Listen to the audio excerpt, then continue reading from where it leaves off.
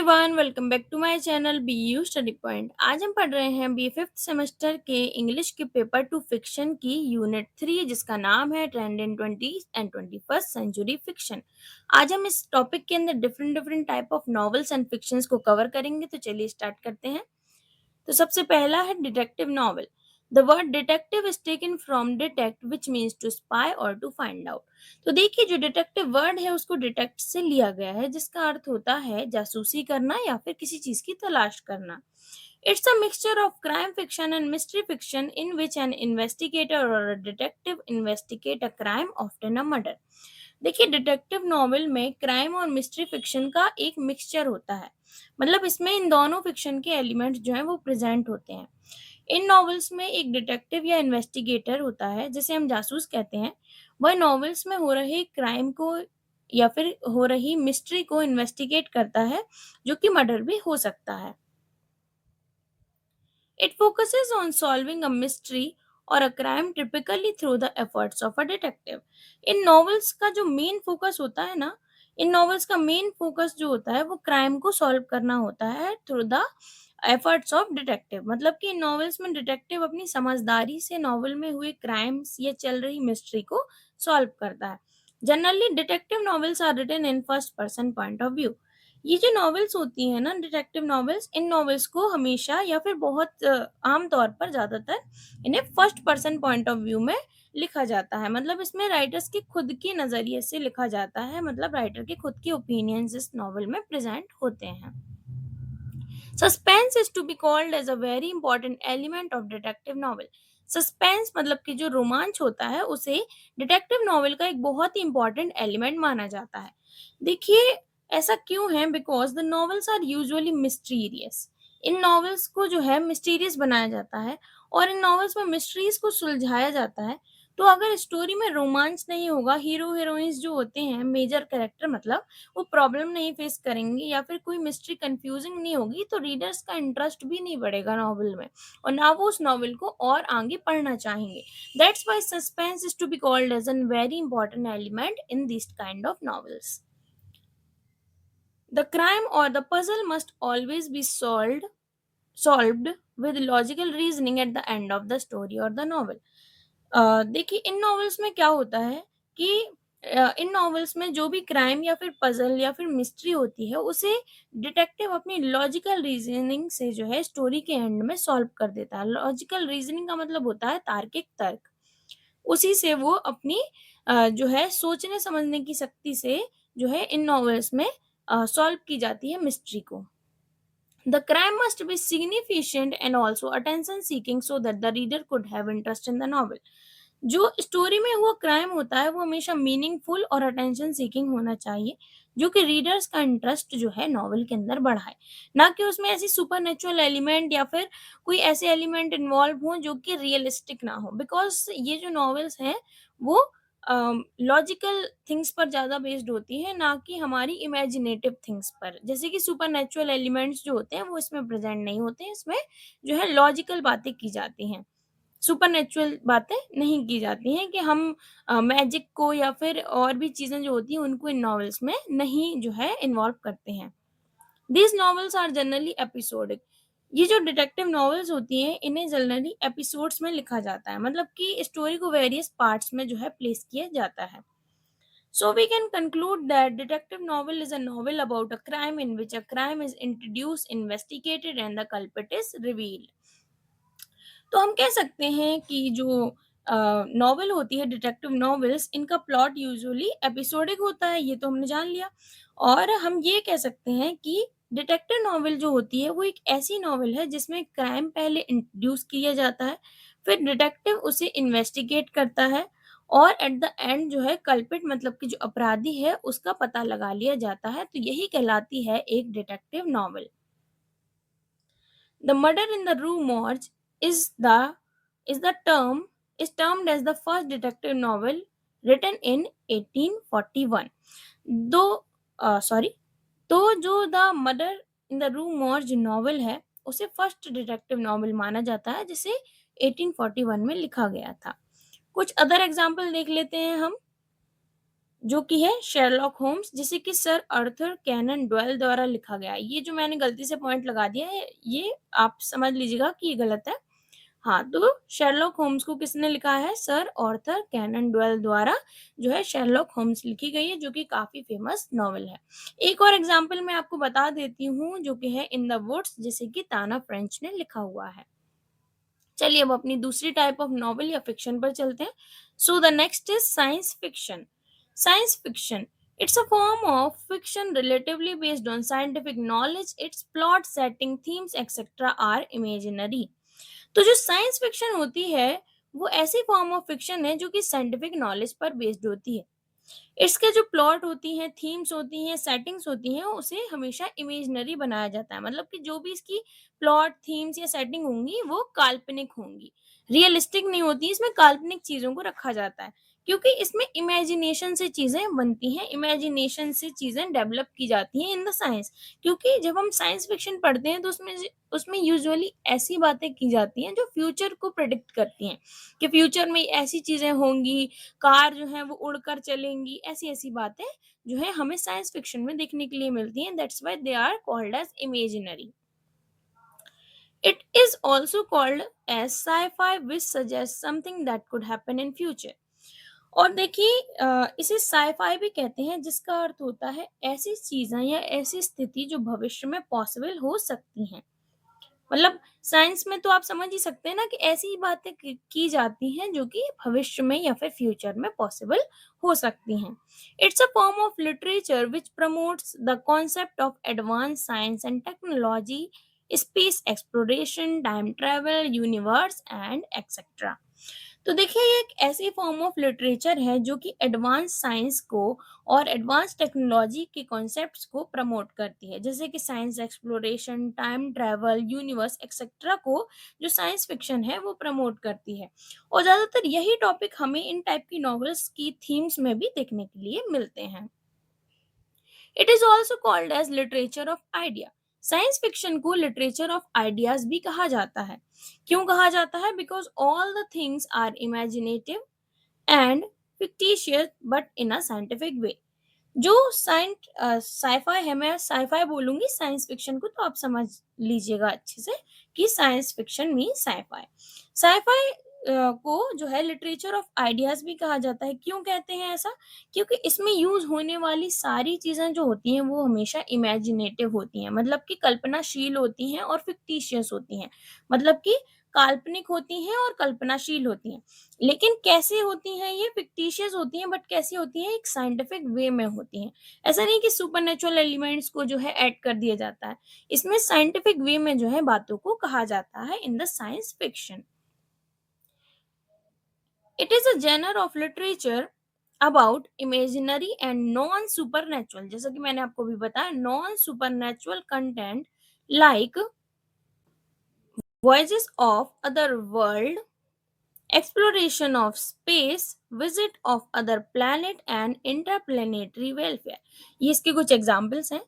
तो देखिए science fiction जो है वो एक ऐसी लिटरेरी जेनर है, ऐसी साहित्यिक शैली है जो कि जो है क्या है, एक इमेजिनरी है। मतलब कि इसमें क्या होती है, काल्पनिक बातें होती हैं, सोच से जो है ये डेवलप होती हैं, और नॉन सुपरनैचुरल कंटेंट पर बेस्ड होती हैं। जैसे कि इसमें कैसी-कैसी चीज़ें इन्वॉल्व होती हैं, हम कुछ इसकी थीम बता दे रही हूँ, कुछ एग्ज़ाम्पल भी आप इन्हें एग्ज़ाम्पल के तौर पर भी ले सकते हैं, थीम के तौर पर भी।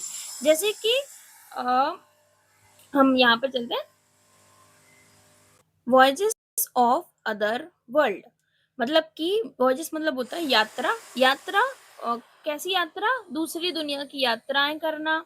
एक्सप्लोरेशन ऑफ स्पेस, जो स्पेस है उसको एक्सप्लोर करना, मतलब अंतरिक्ष की खोज करना। विजिट ऑफ अदर प्लैनेट्स, मतलब कि डिफरेंट डिफरेंट प्लैनेट्स को विजिट करना। और इंटरप्लेनेटरी वेलफेयर, मतलब कि जो अंतरिक्ष में लोग हैं उनकी सुरक्षा और भलाई की जो है बातें करना। ये चीजें जो है इन नॉवेल्स में इन्वॉल्व होती हैं। Sci-fi is a mixture of scientific idea, projections, theories, principle as well as imaginative creation of author।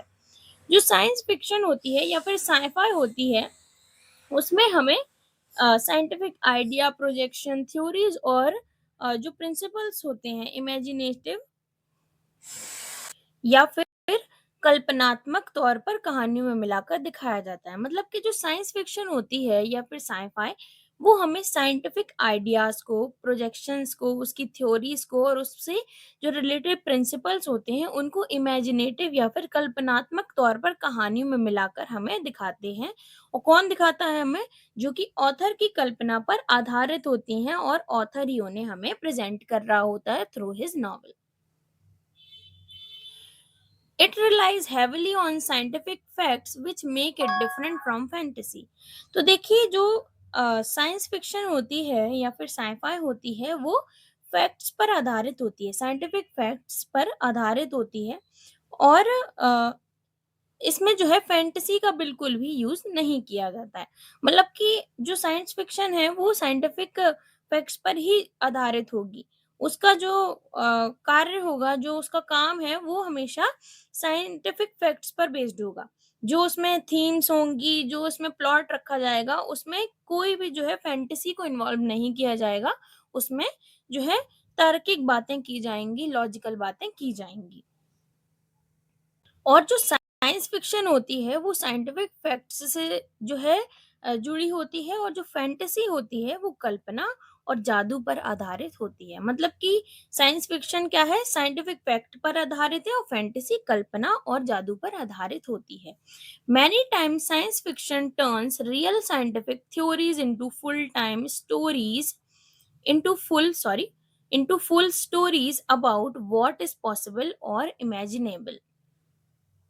तो देखिए अक्सर ऐसा होता है कि साइंस फिक्शन जो है वो वास्तविक या फिर रियल साइंटिफिक थ्योरीज या सिद्धांत कह सकते हैं जिन्हें उन्हें क्या करती है उनको फिक्शनल स्टोरीज में बदल देती है जो कि हमें ये जो है संभावनाओं को या कल्पनाओं को दर्शाती है जो कि भविष्य में हो सकती हैं।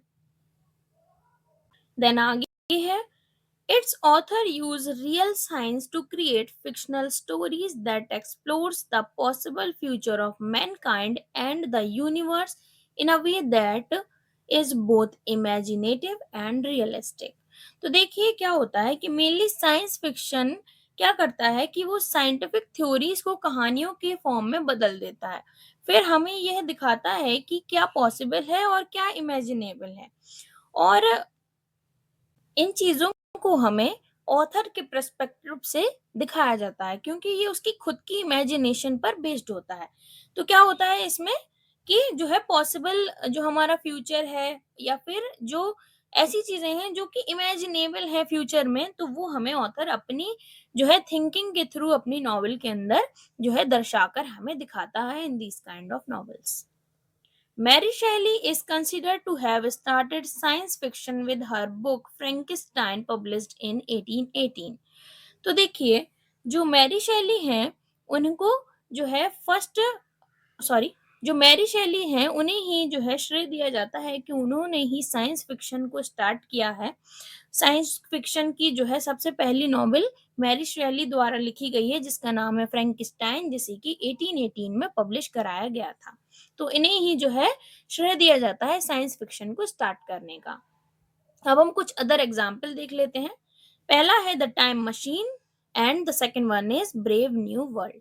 आप इन्हें अपनी आंसर राइटिंग में ऐड कर सकते हैं, ये आपको अच्छे पॉइंट्स दिलाने में मदद करेगा क्योंकि फिर आप जब इन्हें अपनी आंसर राइटिंग में ऐड करते हैं तो जब आपकी कॉपी एग्जामिनर चेक कर रहा होता है तो उसे लगता है कि हाँ आपने अच्छे से पढ़ा है, that's why you also know some kind of other examples also. चलिए हम नेक्स्ट पे चलते हैं।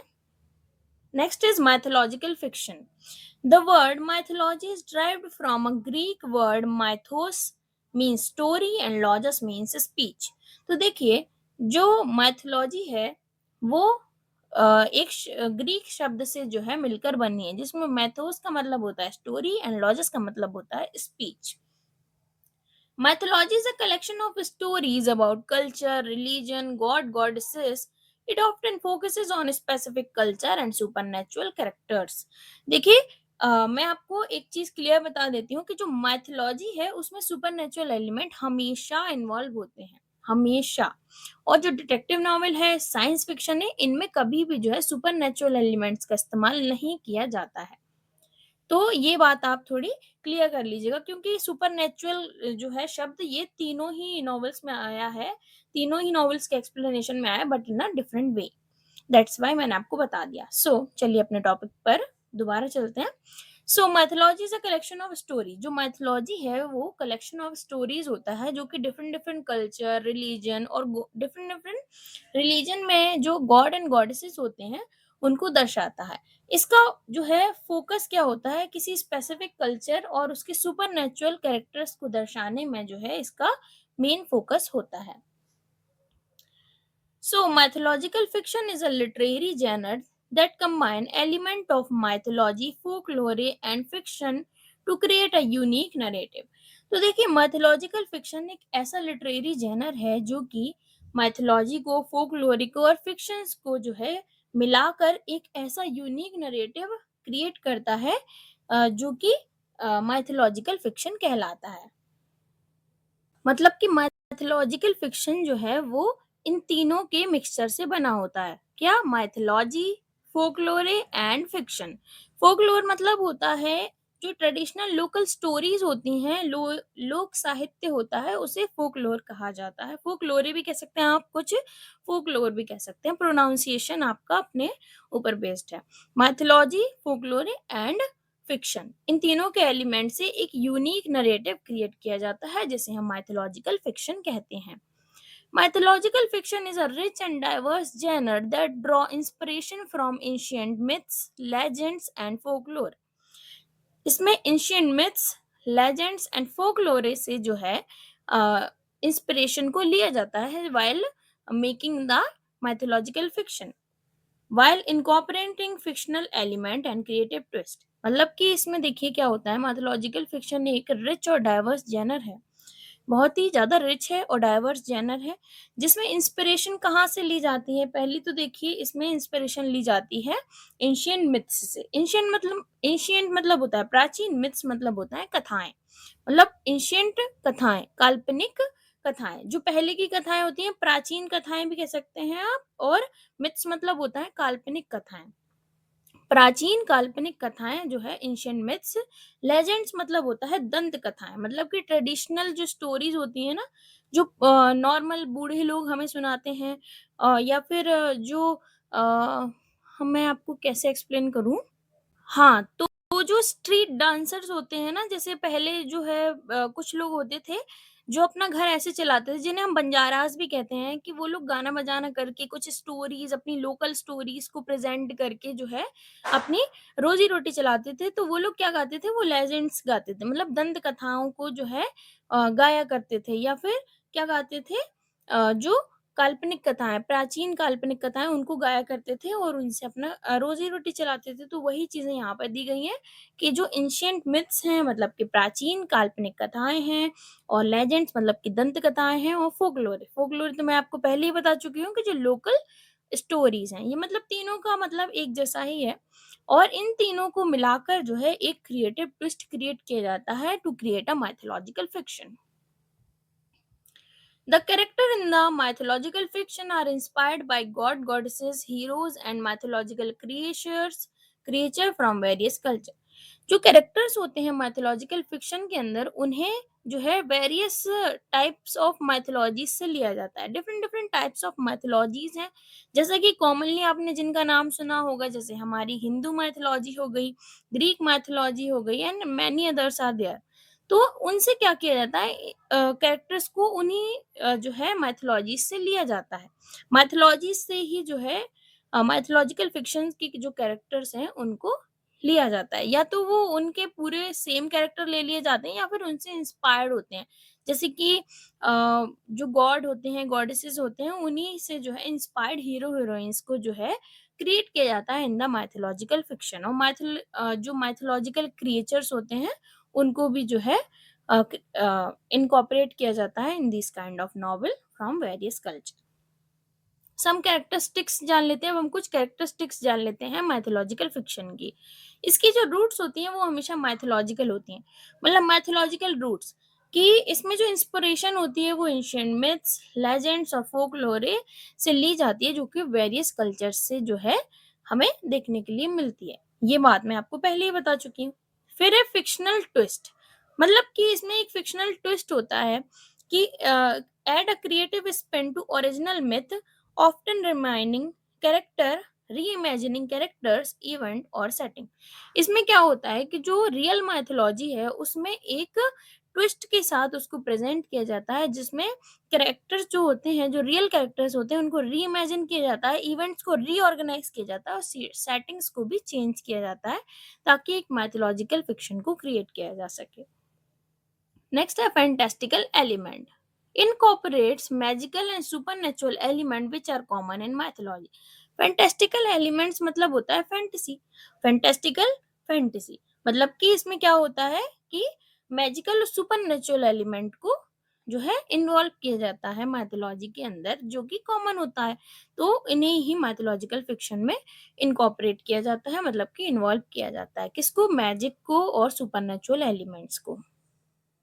तो यही थे कुछ कैरेक्टरिस्टिक्स ऑफ माइथोलॉजिकल फिक्शन। अब है सम थीम्स जो कि नॉवेल्स पर बेस्ड, मतलब जो नॉवेल है उनके लिए कुछ थीम्स को बताया गया है। पहली है exploring human nature, next is cultural heritage, imagination and creativity, morality and ethics, love and relationship, power and corruption और एक्सेट्रा। ये कुछ आपकी थीम्स थी जो कि माइथोलॉजिकल फिक्शन पर बेस्ड हैं। अब हम कुछ इसके एग्जांपल्स देख लेते हैं। पहला है the place of illusion, next is the song of Achilles, the third is a thousand ships और लास्ट है एक इंडियन फिक्शन जिसका नाम है असुरा। असुर भी आप बोल सकते हैं, असुरा जो है लिखने में इंग्लिश में लिखते हैं तो असुरा लिखता है ऐसे, तो असुर या फिर असुरा, आप जो भी इसे प्रोनाउंस करना चाहें तो आप कर सकते हैं। यहाँ पे एक फैक्ट दिया गया है, the epic like Ramayana and Mahabharata also come under mythological fiction. तो देखिए जो हमारी जो एपिक्स हैं, रामायण और महाभारत, उन्हें भी मैथोलॉजिकल फिक्शन के अंदर रखा जाता है। The next is campus fiction. Campus campus word से ही आप समझ गए होंगे कि ये इसमें किसी एजुकेशनल इंस्टीट्यूट की बात हो रही है। So it is also called as academic fiction. Campus fiction को हम एकेडमिक फिक्शन भी कहते हैं, बिकॉज इसमें जो स्टोरीज होती हैं या फिर इसमें जो कहानियां होती हैं उसमें किसी एक पर्टिकुलर एजुकेशनल इंस्टीट्यूट के अंडर की जो है बातें की जा रही होती है, मतलब उसके अंदर की जो कहानी है उसको दिखाया जा रहा होता है। सो चलिए स्टार्ट करते हैं। The word campus is related to any university और एजुकेशनल इंस्टीट्यूट। जैसा कि मैंने आपको बताया कि जो कैंपस है, वर्ड कैंपस है, वो किसी एजुकेशनल इंस्टीट्यूट या क्या कह सकते हैं, किसी यूनिवर्सिटी से रिलेटेड होता है। So it's a fiction in which all the events and incident occur in and around the campus of university. तो ये एक ऐसी प्रकार की नॉवेल है जिसमें जितने भी जो हैं इवेंट्स होते हैं वो या तो कैंपस के अराउंड होते हैं या फिर कैंपस के अंदर होते हैं। It's setting is always academic. इसकी जो सेटिंग्स होती हैं कैंपस फिक्शन की, वो हमेशा अकेडमिक होती हैं। सेट यूजुअली इन यूनिवर्सिटी और कॉलेज कैंपस, जिन्हें कि यूजुअली किसी यूनिवर्सिटी मतलब एजुकेशनल यूनिवर्सिटी के अंदर या फिर कॉलेज कैंपस के अंदर जो है रखा जाता है। The novels are told either from the point of view of faculty member और from the point of view of a student. और ये जो नॉवेल्स होती हैं इन्हें जो इंस्टीट्यूट के अंदर इन्वॉल्व फैकल्टी मेंबर्स, मतलब कि जो टीचर हैं, फैकल्टी मेंबर आप समझ सकते हैं कि अच्छे शब्दों में टीचर को फैकल्टी मेंबर कहा जा सकता है, इन्हें अध्यापक सदस्य कहा जाता है हिंदी में, तो अच्छे शब्दों में जो है टीचर को ही फैकल्टी मेंबर कहा गया है। तो उन्हीं के पॉइंट ऑफ व्यू से कहानी को सुनाया जा रहा होता है या फिर किसी स्टूडेंट के पॉइंट ऑफ व्यू से कहानी को सुनाया जा रहा होता है। In these novel often focuses on the life of student, teachers and staff of a particular educational institute। ये जो नॉवेल होती हैं ये ज्यादातर क्या करती हैं, स्टूडेंट्स की, टीचर्स की और जो स्टाफ जो इन्वॉल्व है उस एजुकेशनल इंस्टीट्यूट के अंदर जो स्टाफ है उनके बारे में बात होती है इन नॉवल के अंदर। मतलब उनमें जो है देखिए एजुकेशनल इंस्टीट्यूट के अंदर ही इन्हें सेटअप किया जाता है, इनके प्लॉट भी वहीं रखा जाता है, तो जो लोग उसमें इन्वॉल्व होंगे उन्हीं के बारे में तो बात की जाएगी इन द नॉवल। तो कौन लोग इन्वॉल्व होंगे? स्टूडेंट्स होंगे, टीचर्स होंगे, स्टाफ होगा, तो उन्हीं के बारे में नॉवेल्स के अंदर बात की जाती है। कैंपस नॉवेल हैव केमिकल और elements but also satirize the action of faculty member. देखिए जो कैंपस नॉवेल होती हैं उनमें जो है कॉमिकल एलिमेंट होता है। कॉमिक एलिमेंट मतलब हंसी मजाक वाला जो है एटमॉस्फेयर होता है, लेकिन इसमें जो है सटायर भी एक इसका इम्पोर्टेंट एलिमेंट है। मतलब व्यंग करा जाता है about the action of faculty member. जो फैकल्टी मेंबर्स हैं उनके एक्शंस पर भी व्यंग किया जाता है इन नॉवेल्स में। वैसे तो ये नॉवेल्स जो है वो हंसी मजाक से भरी होती हैं, लेकिन इनमें हंसी मजाक के साथ ही व्यंग को जो है इनकॉर्पोरेट किया जाता है। मतलब कि ट्विस्ट होता है एक, कि हंसी मजाक के साथ ही इसमें जो है ऐसी बातें कह दी जाती हैं जो कि समाज के लिए या फिर सोसाइटी में हमें टीचर और स्टूडेंट के बीच के रियल रिलेशन को दिखा देती हैं। देखिए यहाँ मैंने फैकल्टी मेंबर को भी जो है एक्सप्लेन कर दिया है। So faculty member a group of university department concerned with a major division of knowledge. मतलब फैकल्टी मेंबर्स को मैंने यहाँ पे एक्सप्लेन किया है कि एक ग्रुप ऑफ यूनिवर्सिटी, मतलब किसी यूनिवर्सिटी में एक ग्रुप ऑफ डिपार्टमेंट है जो कि किसी मेजर डिवीजन ऑफ नॉलेज के लिए होता है। मतलब कि किसी एक यूनिवर्सिटी के अंदर एक डिपार्टमेंट है जिसमें उनका एक पर्टिकुलर काम है, तो ये होते हैं faculty members of any university. अब हम देखते हैं इसके कुछ key elements. Academic settings, story take place in an educational institute. जैसा कि मैंने आपको पहले ही बता दिया था कि जो इसकी सेटिंग्स होती हैं वो हमेशा एकेडमिक होती हैं, तो इसमें जितनी भी स्टोरी होगी वो हमेशा एक एजुकेशनल इंस्टीट्यूट के अंदर ही चलेगी। सेकंड है स्टूडेंट लाइफ। मतलब इसमें स्टूडेंट लाइफ को दर्शाया जाता है। The narrative focus on the experience, challenge and terms of student. मतलब कि जो कहानी है उसका फोकस स्टूडेंट के ऊपर बहुत ज़्यादा रहता है, उसके जो एक्सपीरियंस वो फेस करता है, बुरे अच्छे जो चैलेंजेस वो फेस करता है, और जो उसकी जीत होती है उन्हें वो दिखाता है। कौन? Author in the novel. Relationship and friendship, it also explore the bond between student, teacher and staff members। मतलब कि इसमें रिलेशनशिप और फ्रेंडशिप को दर्शाया जाता है कि कैसा रिलेशन है जो यूनिवर्सिटी है या जो कैंपस है उसके अंदर जो स्टूडेंट्स हैं, स्टूडेंट का स्टूडेंट से, स्टूडेंट्स का टीचर्स से, और टीचर्स का स्टाफ मेंबर से कैसा रिलेशन है, इसको मतलब उसको दर्शाया जाता है इन द कैंपस नॉवल। अब इसकी कुछ कॉमन थीम्स हैं जो कि हैं love and romance, academic pressure, social hierarchies, transition from adolescence to adulthood. अब इसके कुछ एग्जांपल्स देख लेते हैं। फर्स्ट कैंपस फिक्शन जो है the grove of academy, the groves of academe, sorry, जिसे कि 1952 में लिखा गया था by Mary McCarthy. And next is 5 Point Someone by Chetan Bhagat. And 5 Point Someone by Chetan Bhagat is a very famous Indian novel जिस पर जो है 3 Idiot मूवी जो है इंस्पायर्ड होकर बनी गई है। मतलब जो 3 Idiot मूवी है उसे 5 Point Someone से ही इंस्पायर होकर बनाया गया है, जो कि किसने लिखी है? चेतन भगत ने लिखी है, और it's an example of Indian novel. अब नेक्स्ट है space fiction. It is a subgenre of science fiction that explore futuristic concept about the vastness of space, alien civilization and human condition। तो जो स्पेस फिक्शन होती है वो एक सब Jenner है, मतलब कि उपशैली है किसकी? साइंस फिक्शन की, जो कि फ्यूचरिस्टिक कॉन्सेप्ट्स को, मतलब कि जो भविष्य से रिलेटेड, फ्यूचर से रिलेटेड कॉन्सेप्ट्स हैं उनको एक्सप्लोर करती है। जैसे कि वास्टनेस ऑफ स्पेस, मतलब कि जो स्पेस है उसकी विशालता को एक्सप्लोर करना, और जो एलियन सिविलाइजेशन है, मतलब जो एलियन की जो सभ्यता है उसको एक्सप्लोर करना, और जो ह्यूमन की कंडीशन है उसको एक्सप्लोर करना, ये चीजें जो है इसमें इन्वॉल्व होती हैं। देन आगे है, it also talk about the possibilities of space travel, alien life form and impact of technological advancement on society. तो देखिए जो स्पेस फिक्शन है उसमें जो है इन चीज़ों के बारे में बातें होती हैं कि जो पॉसिबिलिटी है स्पेस ट्रैवल की, मतलब अंतरिक्ष की जो यात्रा है उसकी संभावनाओं की बातें की जाती हैं। जो एलियन लाइफ फॉर्म्स हैं, मतलब कि जो एलियन की मतलब जैसे कि एलियन की ज़िंदगी जो होती है, हम सोचते हैं ना कि हमें कार्टून्स में भी ऐसे देखने को मिलता है कि एलियन सिविलाइज़ेशंस हैं, दूसरी दुनिया से लोग आ जाएँगे और हम पर अटैक कर देगा। ऐसी-ऐसी बातें जो हैं इसमें की जाती हैं। और ये भी बात की जाती है कि कैसे जो टेक्नोलॉजिकल एडवांसमेंट है उसका कैसा इम्पैक्ट पड़ रहा है इन आवर सोसाइटी।